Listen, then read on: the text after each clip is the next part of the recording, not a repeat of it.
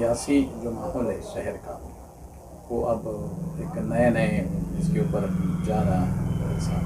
और एमआईएम की तरफ से अभी तक कोई कोशिश ये नहीं है कि पार्टी को जोड़ने की या ये करने की, या क्या सबके जलसे हो रहे, आपका अभी तक कोई बात ये है। हमारी पार्टी के ज़िम्मेदारों में उत्तर महाराष्ट्र के ज़िम्मेदार डॉक्टर खालिद परवेज़ साहब हैं, नासिक ज़िले के ज़िम्मेदार अब्दुल मालिक एक से मेयर साहब हैं, और मैं उस पार्टी का एक एमएलए हूँ। तंजीमी ढांचा तैयार करना और उस पार्टी को आगे ले जाने की ज़िम्मेदारी पार्टी के ज़िम्मेदारान की होती है। रह गई एक एमएलए होने की हैसियत से मैं अपनी ज़िम्मेदारी अल्हम्दुलिल्लाह पूरी कर रहा हूँ। क्या है कि उन लोगों को छोड़ करके मैं अगर अलग से तंजीमी ढांचा खड़ा करना चाहूँगा तो मुमकिन है टकराव की शक्ल पैदा हो और नाराज़गी का माहौल बने।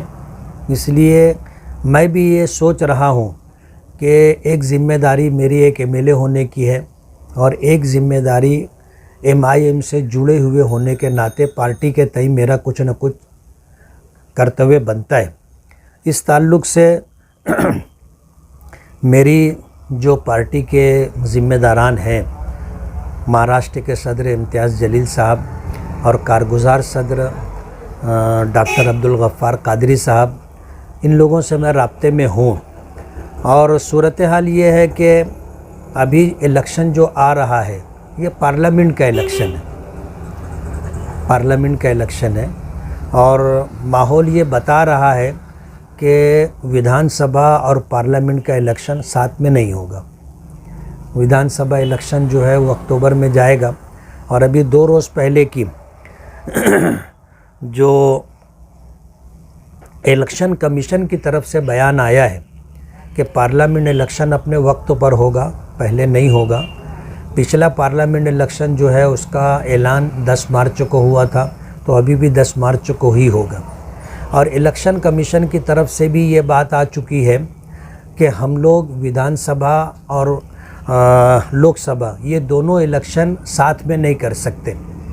इसलिए इलेक्शन कमीशन की तरफ से इस बयान के आ जाने के बाद और मौजूदा सरकार ने जो बॉडी तश्कील दी थी, जो कमेटी बनाई थी कि 1 नेशन 1 इलेक्शन, उस कमेटी की तरफ से भी अभी तक कोई ऐसा बयान आया नहीं है जिससे ये समझा जा सके कि लोकसभा विधानसभा इलेक्शन साथ में होगा।